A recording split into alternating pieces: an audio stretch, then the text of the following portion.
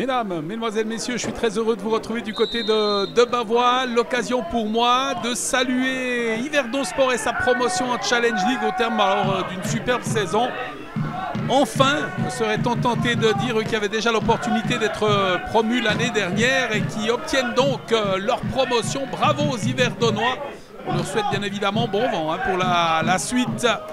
Et comme on l'a dit, la Challenge League, mais on va se concentrer sur le match du jour. Il est important pour les Bavoisans, s'il ne l'est plus autant pour les Yverdonois. Pour Bavois, bien évidemment, c'est l'objectif et du président et des dirigeants et des joueurs, c'est d'obtenir la 3e place significative de qualification immédiate pour la Coupe de Suisse. Donc, bien évidemment, ce match face au leader du championnat est capital. Comme Perrault qui va mettre en avant. La défense est là avec Zali. Attention, la passe imprécise avec Morelli qui va venir affronter le portier. Le tir et c'est but. Oh, la grosse maladresse. La grosse maladresse de Zali sur cette phase de jeu sous la pression de Fabio Morelli. Et Morelli qui peut inscrire la première réussite de ce match après moins de 2 minutes de jeu. Les Yverdonois qui prennent l'avantage dans ce match. Passe appuyé pour le portier Robin Enrico et Yverdon qui prend donc l'avantage. C'est pas un début idéal là, pour les hommes de Beki Mouka. Ivanov, il va revenir sur le pied de Buller. Pas un début idéal pour les Bavoisans, mais qui tentent de réagir, qui conserve le ballon avec Lovaco dans le rond central. Lovaco sur Titier dans le couloir gauche. C'est bien joué là. On fait bien circuler, on réagit directement à cette ouverture du score en portant le ballon vers l'avant. Lovaco, Alvarez, oh, l'égalisation, superbe but de la tête. Alors ça, c'est une réaction attendue sans doute de la part de Beki Mouka qui voit son équipe revenir à la hauteur des Yverdonois quelques 60 secondes après l'ouverture de la marque signée Fabio Morelli. C'est désormais un partout. Et bien dites-moi, ce début de derby qui tient toutes ses promesses et ce n'est pas pour nous déplaire. Jean-Michel Eby au contrôle de ce ballon avec Zanelli qui va tenter le débordement. Zanelli encore et toujours, c'est joli le numéro de Zanelli avec ce long cuir mis de l'autre côté avec un tir qui va passer à côté du cadre. C'est Peretti là qui a tenté sa chance. Jolie la transversale de Zanelli pour son coéquipier. Finalement, ce ballon qui passe à 1 mètre sur la gauche du but, défendu par Robin Enrico. Lovaco et Mizic proche du ballon. Lequel des deux va tirer? Mizic qui s'élance. Petit ballon piqué. Deuxième poteau avec la tête. Finalement de Zali, il y a eu un contact avec l'adversaire, un ballon qui va être sorti. Enfin, c'est certain, c'est bien Mizic qui va s'en charger. Seul homme présent vers le ballon, Mizic qui s'élance, un ballon deuxième poteau qui passe devant tout le monde.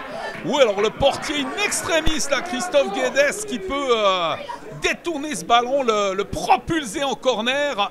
Il y avait danger, gros danger là sur ce ballon bien travaillé par Mizic. Tokam Perrault qui va glisser ce ballon à côté de lui, on le remonte, ce cuir avec Kabakalman qui va chercher du soutien, il en a trouvé avec Peretti qui vient à côté de lui, Zanelli, une frappe appuyée du gauche qui passe 2 mètres sur la droite du but défendu par Robin Enrico. Pas de danger pour le dernier rempart bavoisin. C'est le pied gauche de Lovaco, 32e minute. Un partout dans cette rencontre et ce coup franc. Ils sont dangereux sur les balles arrêtées, les Bavoisans. Ballon mis au premier poteau, capté par Christophe Guedes qui relance rapidement sur Tokam Perrault.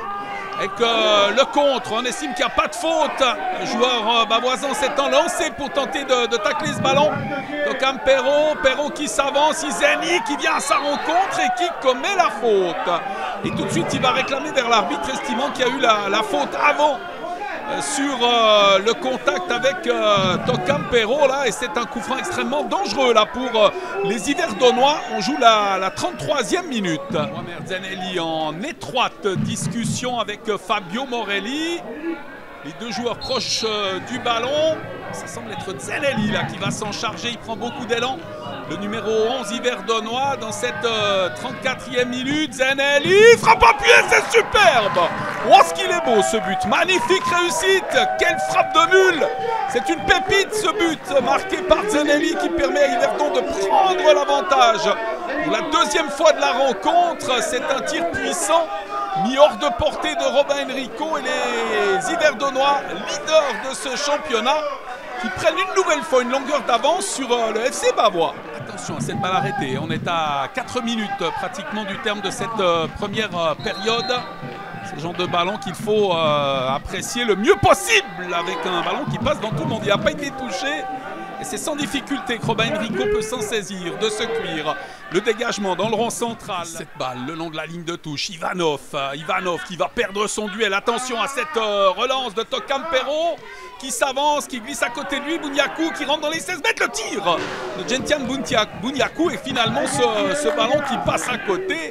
Quelle frappe puissante encore une fois.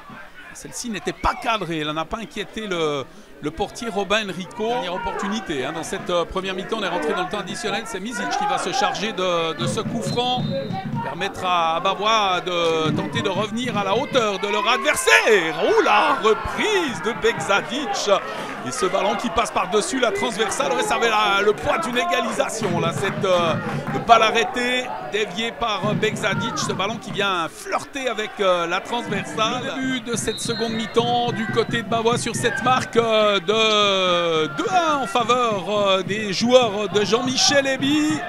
Rencontre vraiment intéressante à suivre entre ces deux équipes. Et on connaît l'enjeu encore une fois pour la formation. Avec le retour de Robin Enrico là, avec Gentian Bunyaku qui est en bonne position. On connaît l'importance de ce rendez-vous pour le FC Bavois. On ne va pas le rappeler à chaque fois, mais chaque point compte désormais dans la course au podium de ce championnat de Promotion League. Et les grands signes sur ce corner de la 3e minute de la 2e période. Le ballon qui est parti avec une reprise de la tête qui passe à côté, celle de Norman Peretti. Et l'opportunité là pour les Yverdonois, ballon non cadré, on le joue rapidement, ce cuir en avant. Et ça sera pour le portier Christophe Guedes qui relance à la main. Tocampero qui tente de se mettre en opposition, ce ballon mis en avant sur Misic, l'accélération de Misic, il était esselé, il arrive à mettre le ballon sur Alvarez, ballon contré, la reprise de la tête de Misic, et quelle parade de Christophe Guedes qui vient sauver la maison Yverdonoise, superbe claquette par-dessus la transversale, ça débouche sur un coup de coin, mais quel arrêt du dernier rempart de l'équipe de Jean-Michel Eby là, sur cette frappe de la tête à bout portant. Oh, ça avait le poids d'une égalisation dans cette 50e minute. Et ce coup de coin à suivre, un ballon dans l'axe, boxé par le portier Guedes. L'arbitre qui siffle une faute commise sur le gardien Yverdonois. Toujours 2-1 pour les Yverdonois alors qu'on repart une nouvelle fois à l'offensive. Ivanov mis devant sur Begzadic. Begzadic qui s'avance, qui va tenter de passer le capitaine Le Neul avec le tir finalement trop écrasé pour venir inquiéter et troubler la sérénité de Christophe Guedes. Alors ça avait été dangereux, notamment avec la tête de Peretti sur balle arrêtée. Attention, danger. Ce ballon et ce corner joué en 2 temps, mis au second poteau avec une reprise. Et il me semble que Tocampero a touché en dernier lieu ce ballon. On va faire confiance à l'arbitre sur le coup. Là, j'ai pas la certitude, mais c'est ce qu'a signalé le directeur de jeu dans cette 13e minute de la 2e période. Et l'occasion pour Robin Enrico de dégager son équipe. Misic pour ce coup franc, on est pratiquement à l'heure de jeu. Pas tout à fait encore. Misic, le coup de sifflet de l'arbitre. Misic qui s'élance, ballon second poteau, la tête. Ouais, c'est sauvé. Alors très belle intervention de la part de Christophe Guedes qui a pu repousser ce coup de tête. Misic, ballon contré, récupération des Yverdonois là qui repartent avec Morelli. La longue passe en avant de Moboulou. Accélération. Cabacalement avec la passe au centre. On a laissé passer ce ballon à Moboulou. En excellente position là. Bunyaku qui avait laissé passer. Et ce tir du numéro 7 Yverdonois qui passe par-dessus la transversale. Avec ce cuir mis sur le flanc gauche encore une fois. On cherche des solutions avec une balle mise au centre. Lovaco qui peut intercepter et qui va pouvoir relancer pour son équipe. Long ballon mis en avant. Déviation de la tête d'Alvarez. Izeni à côté de lui. Ivanov, longue transversale, c'est bien joué là sur Misic. Il est tout seul Misic et le tir complètement dévissé qui n'inquiétera pas le portier. Qu'est-ce qu'elle était belle cette ouverture. Lovaco qui va ouvrir sur Alvarez.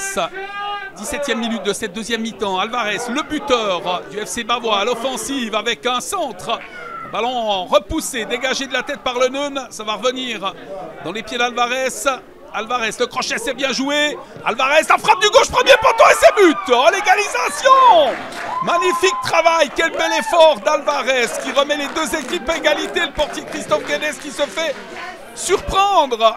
Et Bavois qui revient à la hauteur d'Yverdon dans cette rencontre.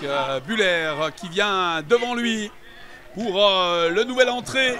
Nathan Jaton, attention, ballon récupéré par les visiteurs. Marculino qui a pu mettre devant avec Boudiakou. Boudiakou à la lutte avec Zali. Boudiakou, oh, le petit tir! C'est magnifique ce que vient de faire Boudiakou! Quelle finesse, quelle intelligence! Il n'a pas cherché la force. Il a glissé ce ballon au fond du but pour permettre à Yverdon de reprendre l'avantage. 20e minute de cette deuxième mi-temps. Il va fêter ce but en famille. Gentian Boudiakou. Très belle réussite d'Yverdon Sport et c'est donc 3-2 pour les visiteurs de cette rencontre. Dans ce match du côté de Bavois, bien négocié ce coup franc. Parvenir à dégager ce cuir, une balle finalement dégagée. Récupérée par Marculino, auteur de cette superbe passe tout à l'heure pour Boudiakou. Marculino qui va passer, le tir, premier poteau, c'est dégagé et capté finalement par Robin Enrico. 3 minutes 30 encore à jouer dans cette rencontre. Et le leader du championnat qui mène à la marque, Gentian Boudiakou, lancé sur l'aile gauche. Boudiakou qui vient en retrait, c'est bien joué, possibilité de frappe. Oh, elle est complètement écrasée cette frappe. Aucun danger pour le portier sur Enrico dans les 16 mètres. Ça, c'est une image forte. Dans les derniers instants de ce match, il a le sourire. Le dernier rempart bavoisin sur ce corner de la dernière chance pour l'FC Bavois. Titi au corner, 48e minute de cette deuxième mi-temps. Le ballon qui est parti, la tête de Robin Enrico et c'est but! Oh, c'est incroyable! Le but du portier de Bavois qui vient marquer, c'est fou! C'est complètement fou ce qui vient de se passer. Un véritable but d'attaquant là pour le portier du FC Bavois qui met sa tête, ce ballon qui vient heurter le poteau. Et c'est 3 partout, ça nous rappelle un certain Alisson. Il y a sans doute pensé au moment de monter pour tenter de venir créer le surnombre dans les 16 mètres. Et Dieu qu'il a bien réussi. C'est 3 partout alors que ce match tire tout gentiment à sa fin. Robin Enrico, héros du FC Bavois cet après-midi dans cette rencontre face au leader Yverdon. On s'en souviendra de ce 22 mai et cette réussite de Robin Enrico dans les derniers instants de ce match. Peut-être une ultime occasion, non. L'arbitre qui met un terme à la partie. Match nul, 3 partout. Grâce à qui? Grâce à Robin Enrico qui est venu arracher ce point pour sa formation.